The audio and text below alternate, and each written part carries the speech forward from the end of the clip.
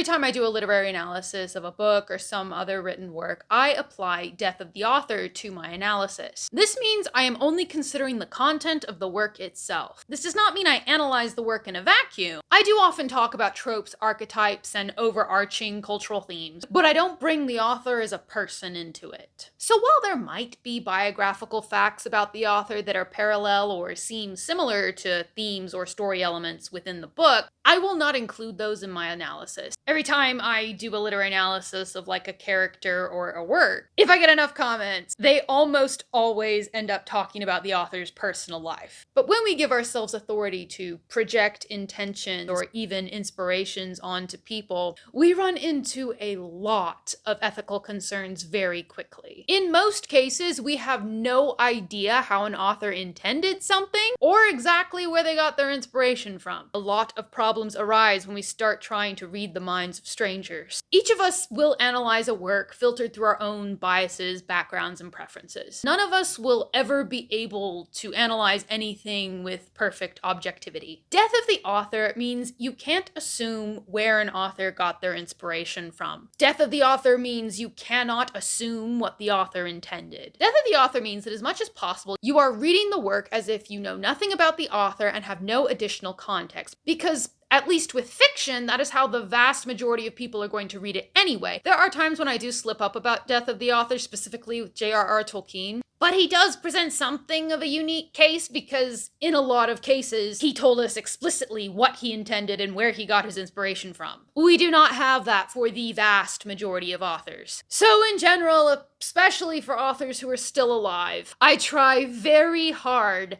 not to talk about people when I am analyzing their work. I have author friends who I've known personally for years, and there are times when I will be like reading one of their books and I'll see something and I'll be like, oh yeah, this is just like that thing that happened to them a few years ago. And sometimes they like confirm my suspicions and sometimes they disprove it. I'm still not going to talk about it publicly because that is their story to share. And I think it sets a dangerous precedent. I don't want to invade privacy, accidentally start rumors, or get people used to assuming things about authors based on things they wrote. Authors can tell us as little or as much as they want. But again, we should not assume things about their personal lives based on things that they wrote. That's really what Death of the Author comes down to. It's about not assuming anything about the author and not assuming anything about why they made the creative choices that they did.